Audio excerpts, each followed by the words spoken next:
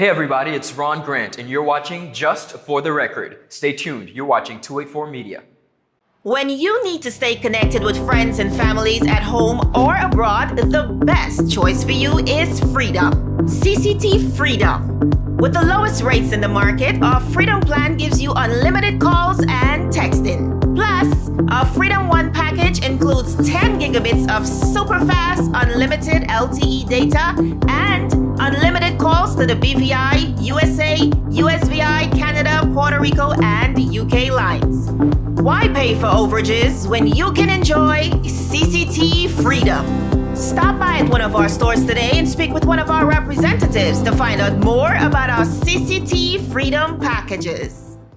Melvin Mitch Turnbull, welcome to Just for the Record. Thank you so much. You are at the end of your first term as an elected official. Tell me a little bit about your proudest accomplishment as the representative for the 2nd District. Well, I think first and foremost, I want to begin, Ron, by thanking the people of the 2nd District, the people of this territory, for giving me this awesome opportunity to serve them in this capacity for the last 3.5 years. When I look at the greatest accomplishment, I think is overall being able to see young persons who I have mentored, who I have trained from youth fellowship in church, mentored through my Lionheart program, now witnessed their growth, witnessed some of them graduating from college and now willing to come back home and contribute to the society. Overall, that's one of the greatest accomplishments, as well as being able to serve the people of the 2nd District, especially after the hurricanes, after that trying and devastating time.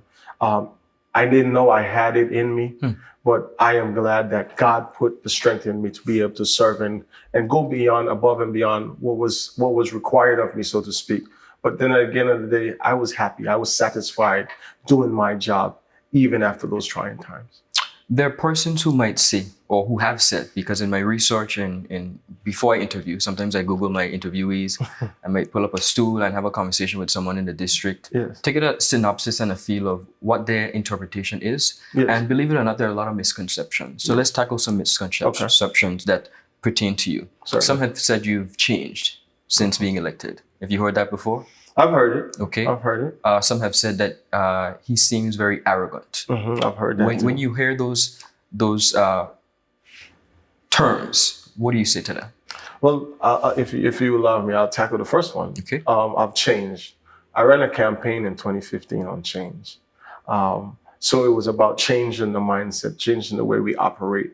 If people say I'm changed, it's just maturity. Okay. And I believe every single area of my life that I've been given this opportunity to serve people, as I started from working with youth, working on the boards of the churches, serving on different capacities, working with young people in the courts, mentoring, helping people with their finances and insurance. It's just another opportunity. So this now opportunity gives me a purpose to serve the larger community. So if I have changed, it's because now I understand what it means to represent this magnanimous, this amount of people on this level for the 2nd District, and by and large having to represent this country, not only locally, but internationally as well. So if I have changed, it's only because I understand now it is much more intense in terms of my service to the people that I represent. Okay, and the term arrogant.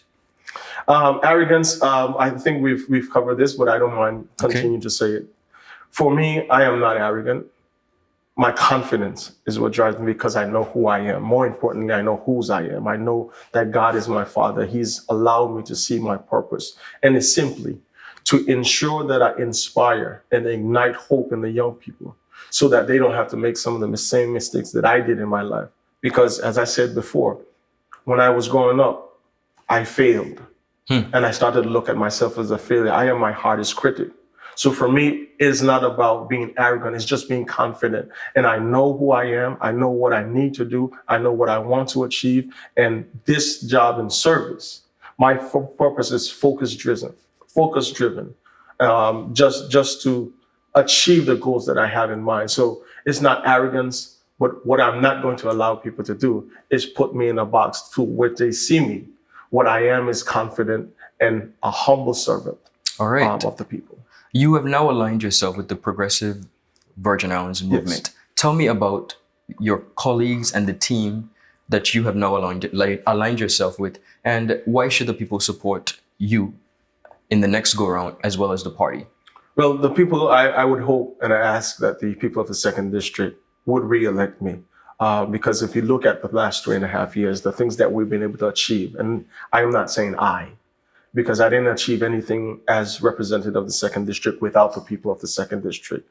From the meetings we've had, from the movement of the sewage behind the Ivan Dawson Primary School, the forging of relationships on private-public partnerships to get the Just Van Dyke School rebuilt, to get the Enos Adams School rebuilt, to get all hands and hearts down the Ivan Dawson Primary School, as it relates to the community centers being refixed, to get and accumulate $1.3 million to revitalize King Garden here in Bruce Bay, standing up in the House of Assembly representing the needs and concerns of the people that elected me is something that we did together. So I would hope that over the last 3.5 years, the people will be pleased by my service. People will be pleased that I did exactly what they sent me in there to do, that I was accountable, that I was transparent, and that I kept my integrity throughout my 3.5 years. Because at the end of the day, my principles are God, family, everything else. My servant leadership allows me to do my job. So the team that I've aligned myself with,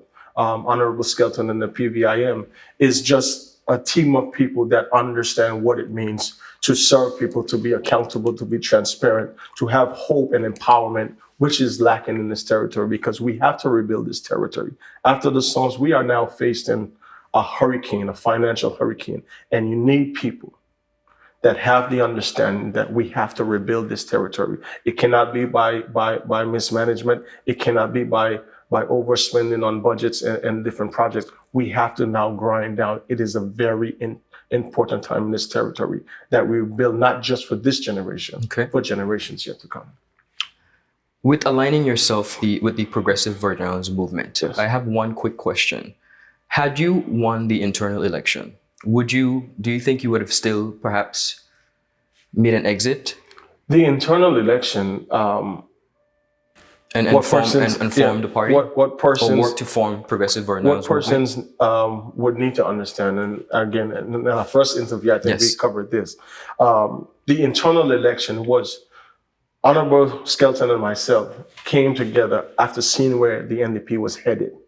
And we tried to come together to make a change in the direction of where that party was going. So our ship was heading towards a wreck, and we were trying to change the contours of where the ship was headed. It wasn't successful. So it was, even I stayed, and I said this over and over again, I stayed and had meetings with the persons that needed to be met with, the chairman and the deputy chairman and all persons involved, to voice my concern.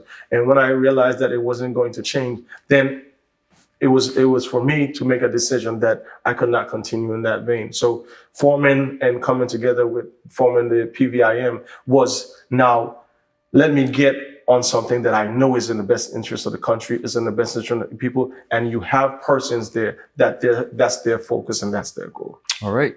Ladies and gentlemen, we'll be right back with Melvin Mitch Turnbull. You're watching Just for the Record.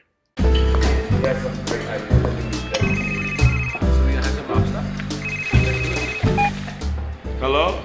Wait, you had a lunch again? You don't say you were sick? What happened to our wedding rehearsal? No, babe. I'm actually watching the news right now. Take a listen. Topping our newscast today, UFOs seen around Tortola Pier Park.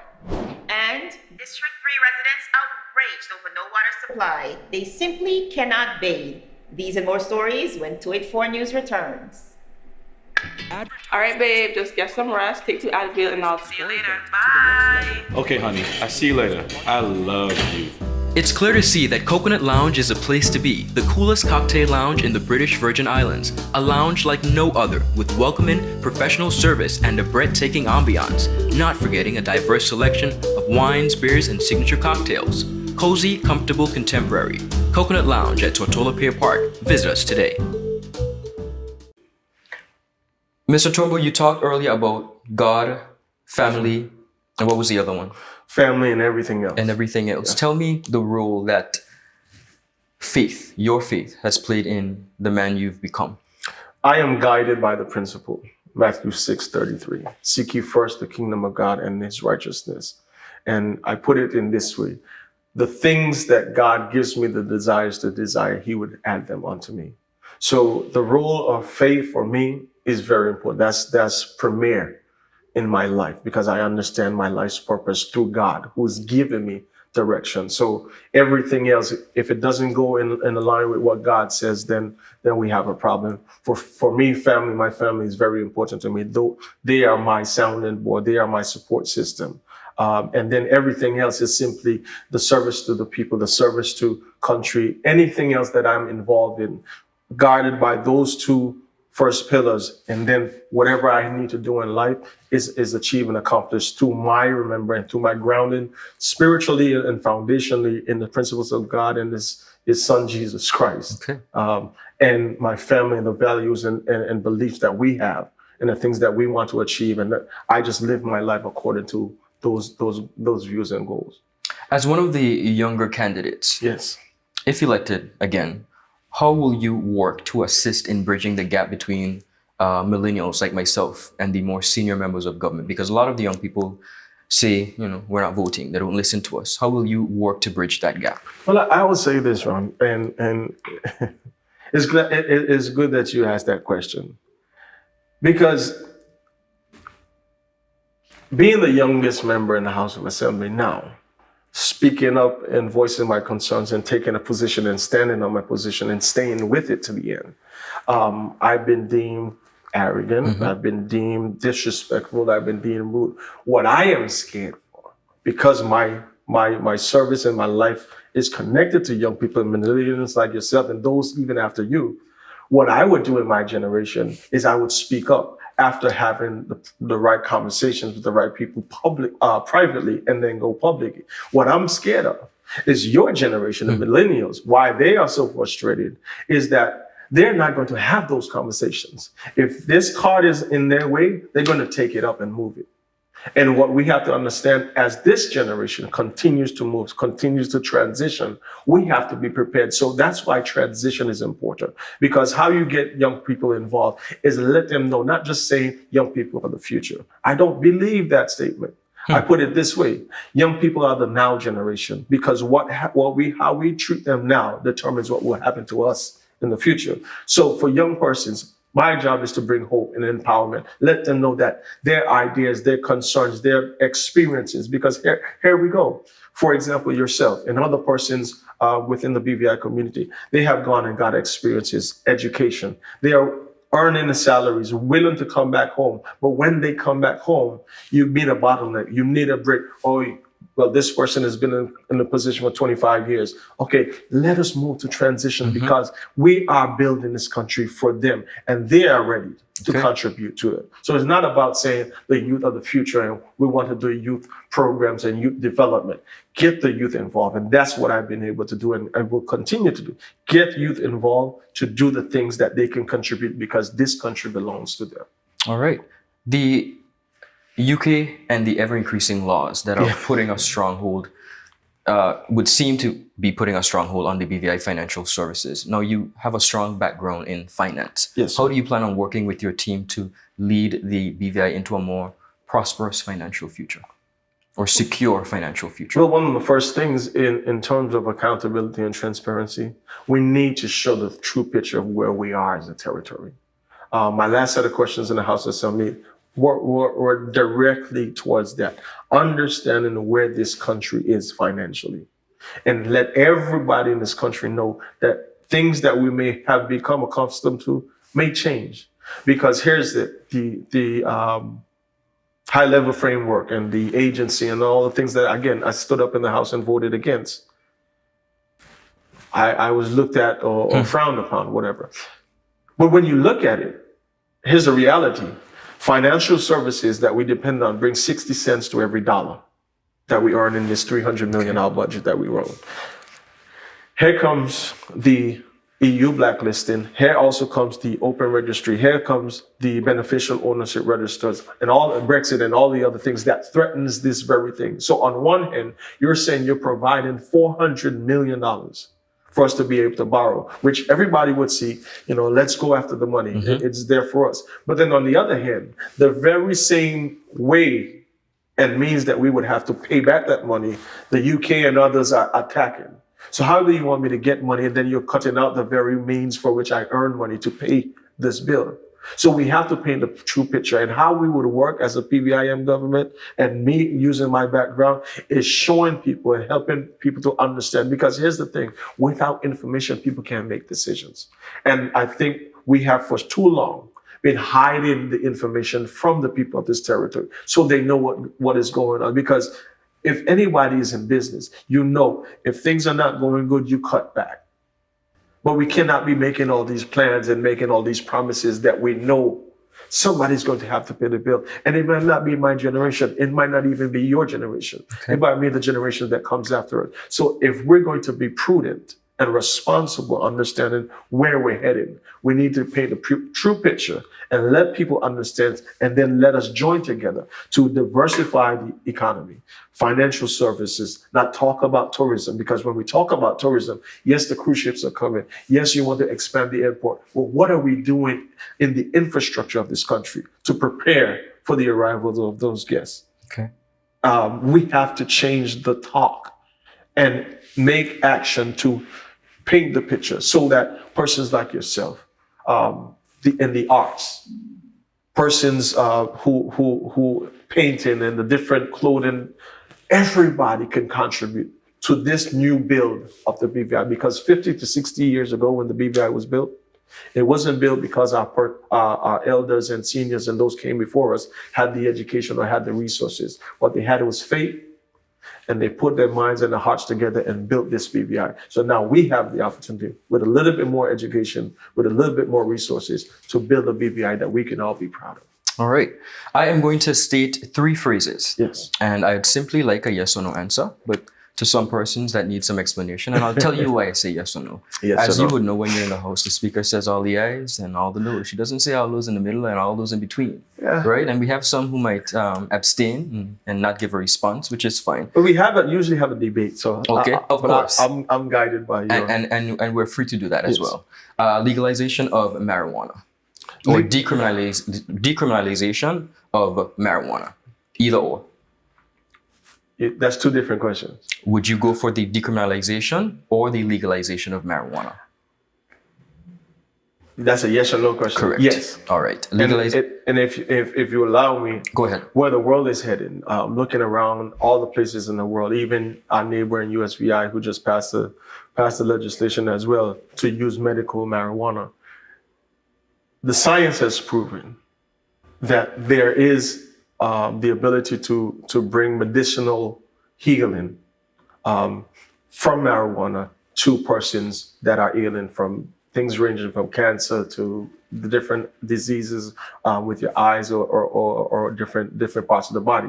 So from that vein, I would move to decriminalize it. And then on the other side, when you look at our young persons, I grew up in an era with the youth courts. I came back home in 2005 and started working with the youth courts in 2007. Some young kids are getting locked up and getting a criminal record for things like that. So for us, again, we are suppressing the system. When we look at the larger context of what the value of marijuana might bring from a medicinal point of view and productivity of a growing nation. Now, I'm not saying to have persons allowed to grow marijuana farms and sell it. That's not what I'm saying. I'm saying from a medicinal point of view, okay. I think that's where we need to move. All right, next one, legalization of gay marriage. Again, my foundation in God will not allow me to support that. All right, legalization of abortion. Legalization of abortion, again, that's I believe the choice, if you go on the biblical standpoint, the Bible speaks against it. Okay. As it relates to the individual choices, every decision that we make has positive and negative consequences. So that should be left to the individuals. They have to, again, answer to their maker. Okay, so that's a no, yes or no? Yes, it's their choice, but as a lawmaker, if this issue were to come about, would you allow or support the freedom or the choice to have an abortion? Well, I think what I would do, I would have to do a little bit more research before I could give a yes or no answer. Okay. But if if you would refer back to the explanation I was given, I think that's where I'll be headed. But the research and I don't believe that you could just make it a yes or no answer, especially where I am, without having all the information, the pros and the cons, and the things that as it relates to the choice. But again, I believe everybody will be held accountable, of course, to God for their actions. So I can't give a yes or no answer. All right. I have some questions for you. This is probably my favorite part of the interview. Okay. And I want your first response as I read them out. The first thing that comes to your mind.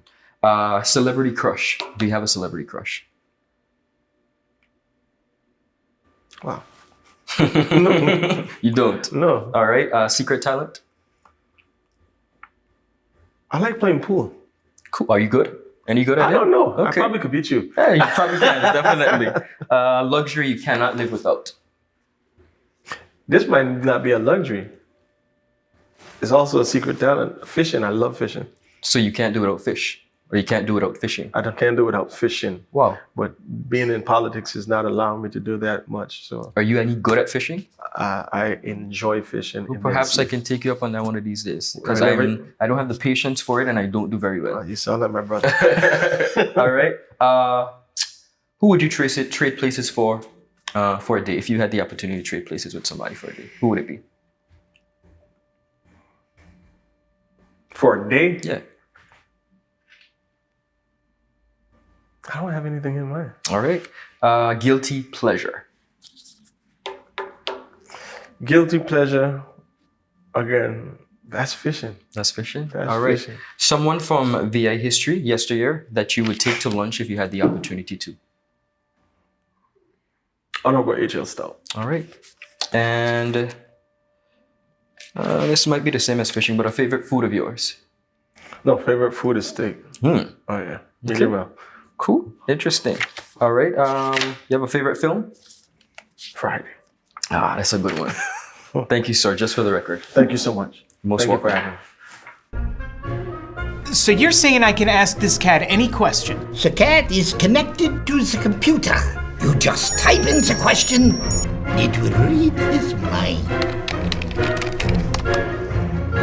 There the answer comes.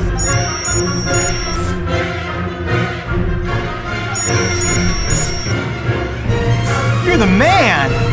I've been looking for this for weeks.